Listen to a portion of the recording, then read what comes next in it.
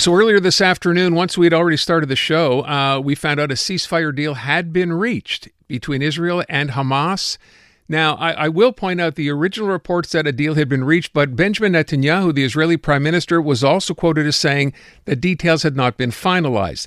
Since then, we've seen the Qatari prime minister come on and lay out some of the details. So we want to make sure that, in fact, when we say a ceasefire deal has been reached, it has. Iddo Moed is Israel's ambassador to Canada. He is on the line. Ambassador, thank you for your time this afternoon. Can you clarify, is this a finalized deal? Thank you for having me, Aaron. Well, the Israeli cabinet still needs to approve it, but there is a majority for it, and that's certain. So although there are some issues that need to be ironed out, there are a lot of moving parts here. The cabinet is expected to approve it, and there is no doubt about that. Of course, big question that is behind everything, beyond the excruciating shape of this deal, which is horrific, is that Israel may need to forego some of its objectives in this war. It was about releasing the hostages, making sure that Hamas does not pose a military threat to Israel and doesn't stay in government in Gaza. So we have to make sure that all three of these objectives are being fulfilled, and that's why there are these issues within the cabinet to find exactly how this deal is going to be executed. As you know, it's a long deal. It will take several weeks to reach the end of the first phase, so a lot to discuss. Can you, for the audience listening now, because you're right, there are a lot of moving parts to this, understand it in three separate phases right now. How will it work as you understand it now? How many hostages will be released at the outset, and what else would be involved? So if the deal goes through, it will start on Sunday. Around noon, there'll be ceasefire declared and 3 hostages will be released to Israel, following by 7 days of quiet, release of another 3, and then so we were talking about a 6 weeks period. Every week, more or less, 3 or 4 more hostages will be released. Total, at the end of 33 hostages. The last part will be the release of 14 hostages. We don't know how many of them are dead, how many of them are alive. We don't know exactly who is going to be part of this. And that is just 1/3 of the total of 98 hostages being held in Gaza. After 16 days counting from coming Sunday, if that's the day when the deal starts, that's when we'll be starting to discuss the next phase, which will be the release of the remainder of the hostages and our terms regarding the security situation within Gaza. So again, maybe this is an unfair question to ask, but this has been going on. The talks have been going on for so long.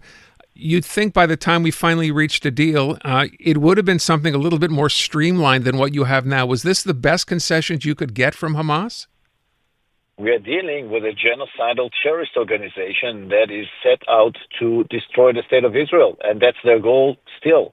They have unleashed the worst catastrophe on the region, both on the Israeli and the Palestinian side. So who knows what they are capable of? It is extremely complicated to come to terms and to agree on anything with such an entity that is out there only to destroy and to kill and to capture and so on. So that's why there needs to be so many parties are involved. That's why so many assurances are necessary. That's why there are so many guarantees that are necessary. And that's why Israel will remain vigilant in Gaza to make sure that indeed that deal goes through.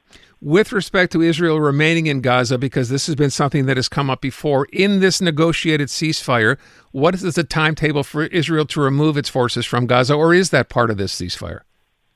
There will be a gradual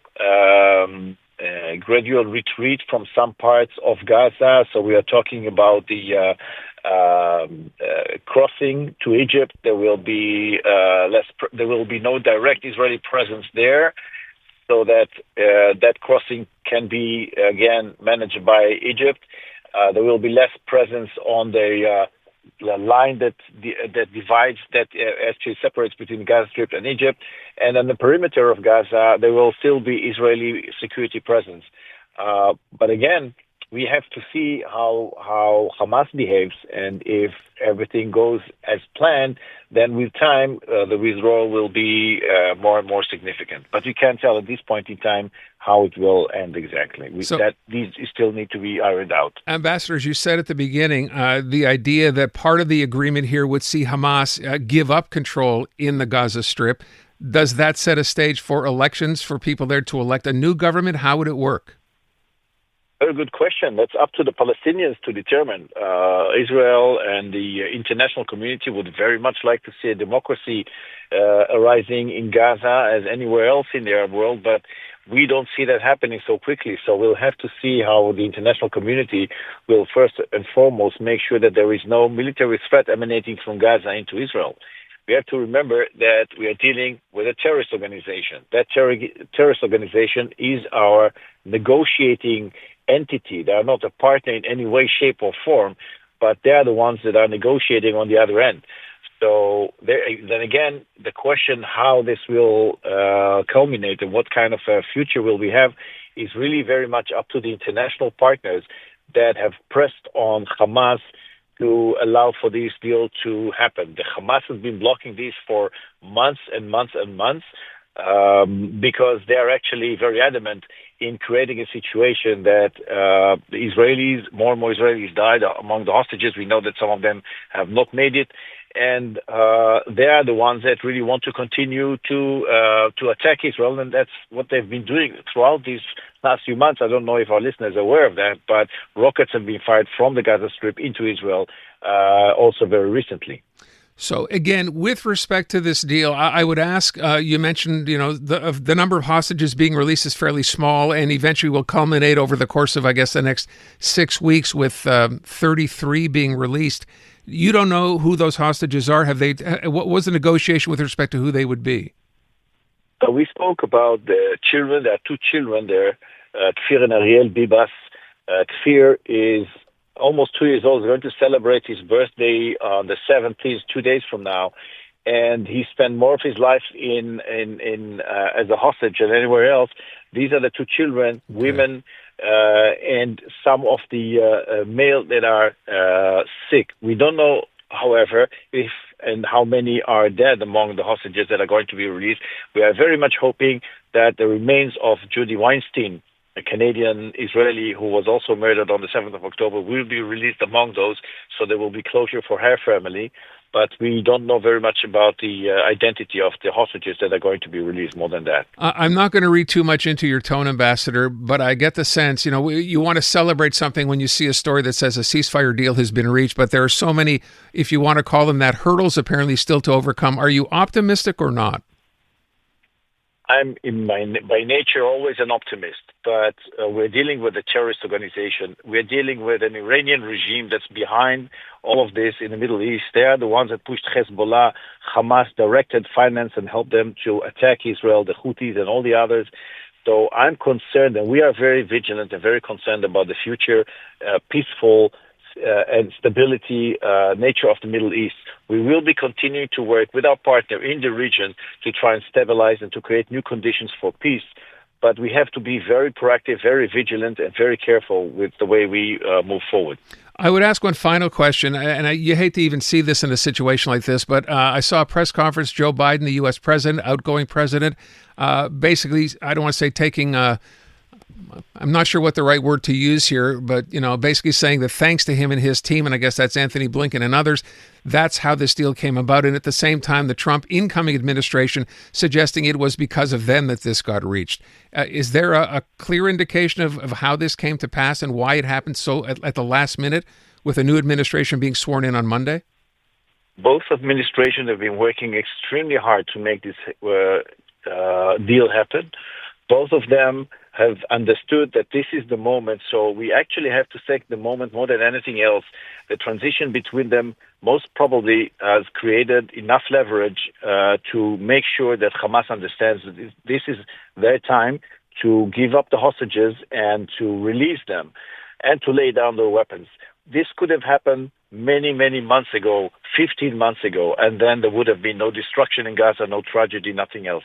Hamas chose to continue this war, and it takes two presidents and then the international community to create these conditions that by which Hamas understands that they cannot, this is untenable, and they have to release the hostages. That's very unfortunate, but we have to remember it's not Hamas alone. It's the Iranian regime that's behind it, and their role and their responsibility still needs to be addressed. Do you think, given the Iranian regime that you've referred to as being responsible here, because of an incoming Donald Trump presidency, move to try to make this deal happen quicker? I really can't tell, but I know that it has become very clear to all the players in the region that this is the best time to move forward because,